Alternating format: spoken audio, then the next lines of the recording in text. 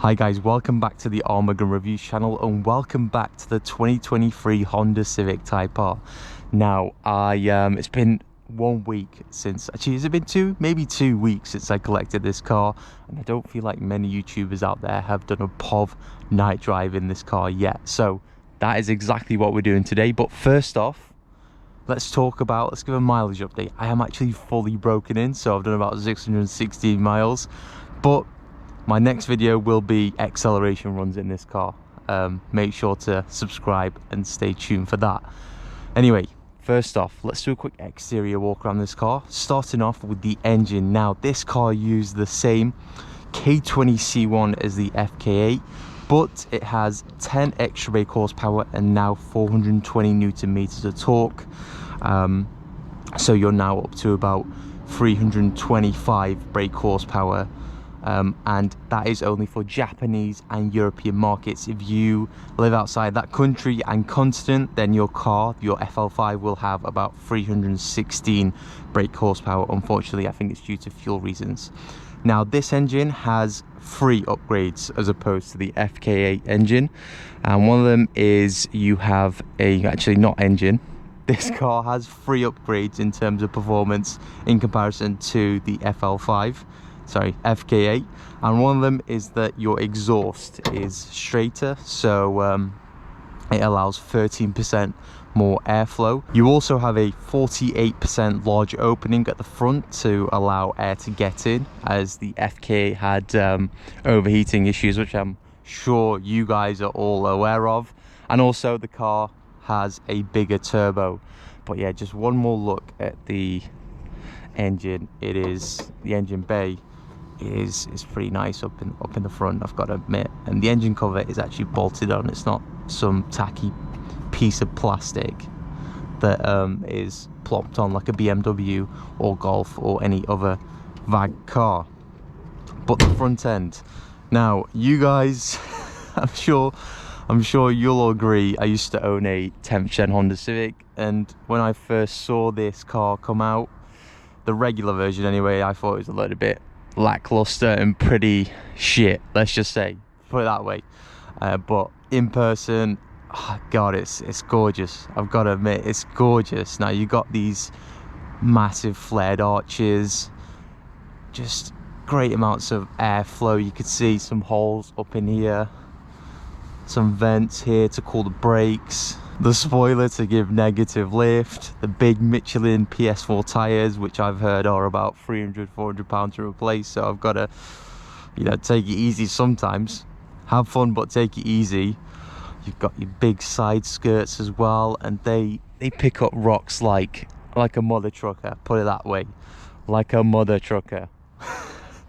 Now, the good thing with this new FL5 version is that in the old FK8 there was a little bit of a spoiler here, and it kind of blocked your vision in the rear view mirror. They've got rid of that, so you can see out the back nicely, and this spoiler here you can't actually spot it in the rear view mirror, which is quite nice.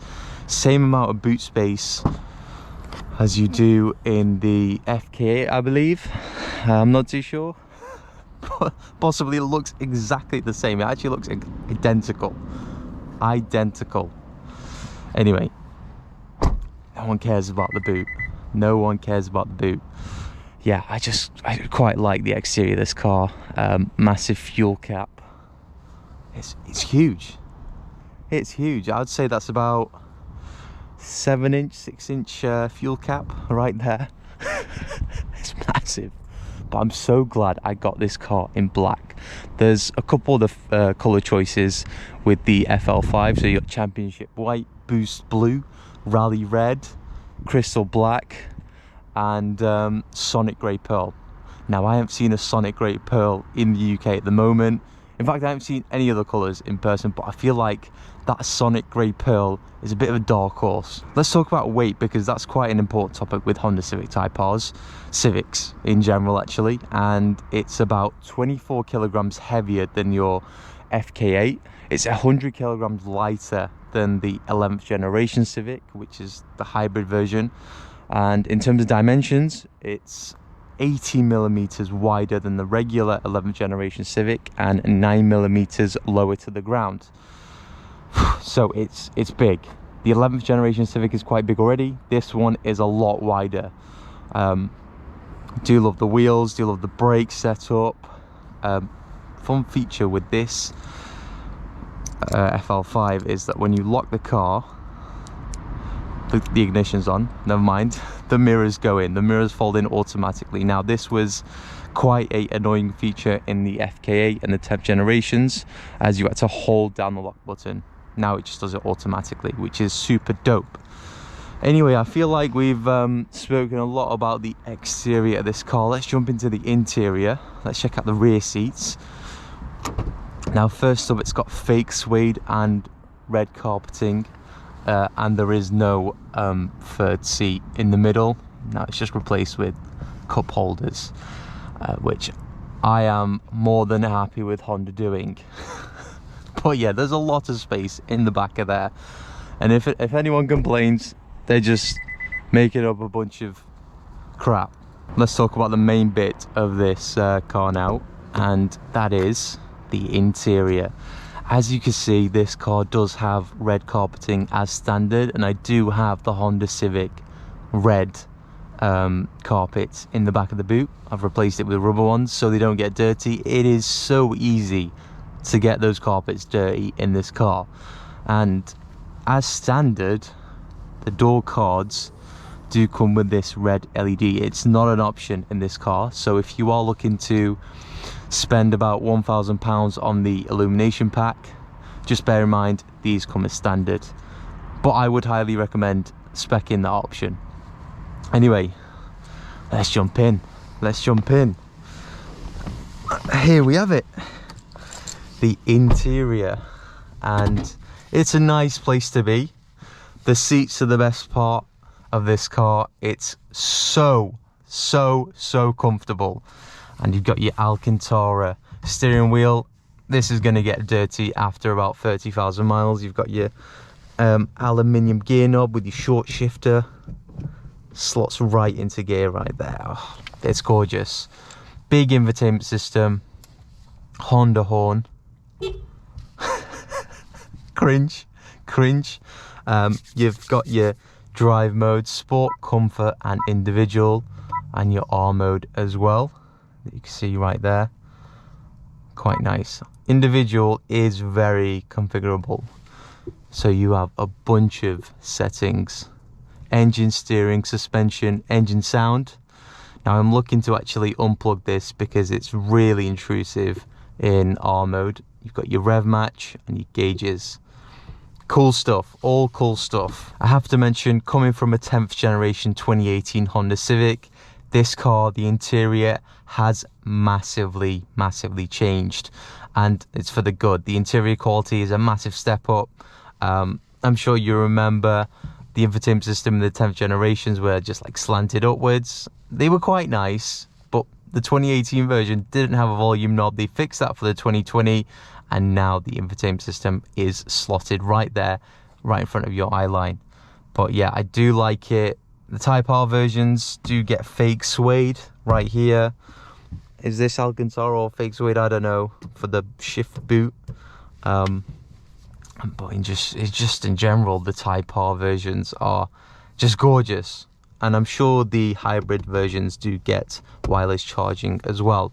And Apple CarPlay is automatically connected. You don't need a USB that plugs in to your phone. It just connects wirelessly. It's it's just refined. Another thing to mention is that your interior lights are LEDs now. They've changed from the yellow crappy little bulbs, which I modified in my older car, if you remember that video. And the mirror is a lot more narrower. God, yeah, there's a lot of changes. There's a lot of changes in this car. But anyway, I feel like I've spoken enough. Let's go for a point of view drive and see what this car is like out on the road at night. Here we have it then, guys, going for a spin in the 2023 Honda Civic Type R at night, and it's quite nice.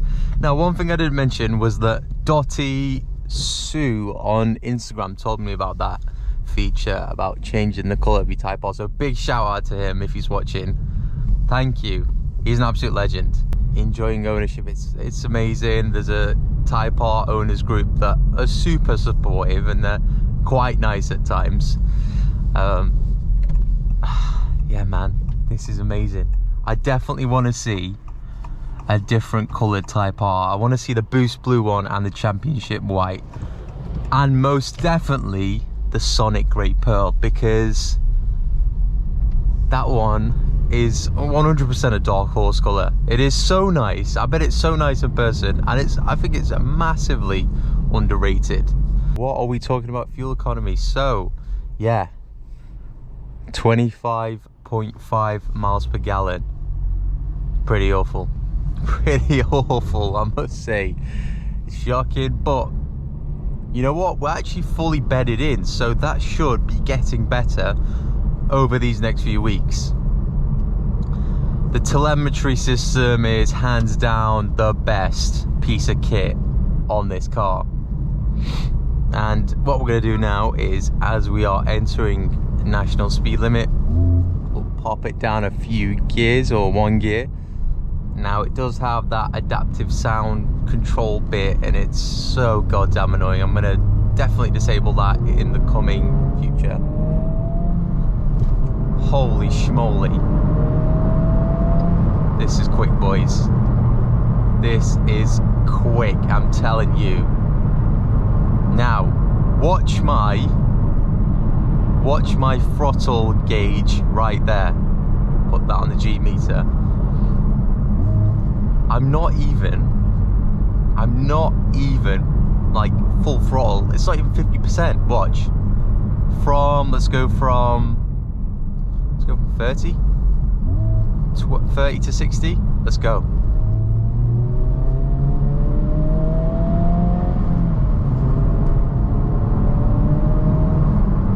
God, it's like that, honestly.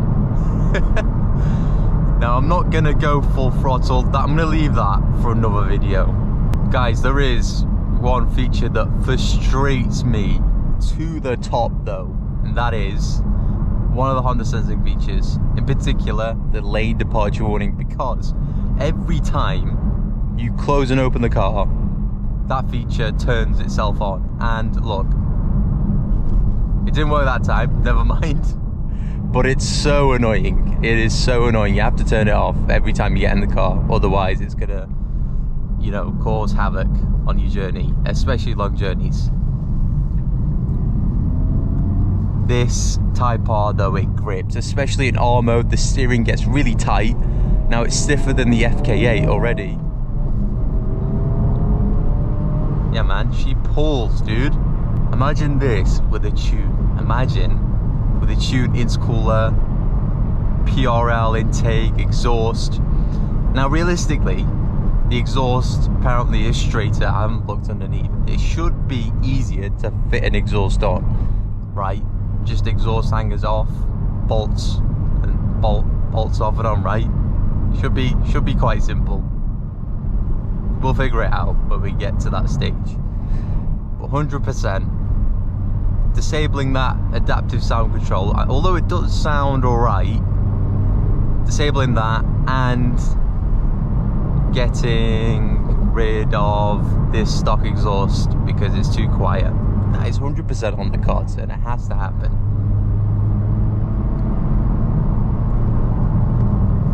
The shifter though, every person that's got in this car, I've told them to shift from like 3rd till 4th, and they just love it. Everyone loves it. The seats, the shifter, the short shifter, it's great. The only thing, this car just gives me pure anxiety driving it, because there's only 200 in the UK, and that'll be for a long time. Apparently there's some discussion about having a hybrid Civic Type R. It's not going to be as good as this one, let's be honest, right? This is the last great Civic Type R, and the amount of people that have approached me to buy it off me, I've just said no, it's not happening. This is staying. And I hope you guys appreciate that, because I can sell this car for a lot more than what I got it for. Put it that way. put it that way. Yeah, it's very exclusive.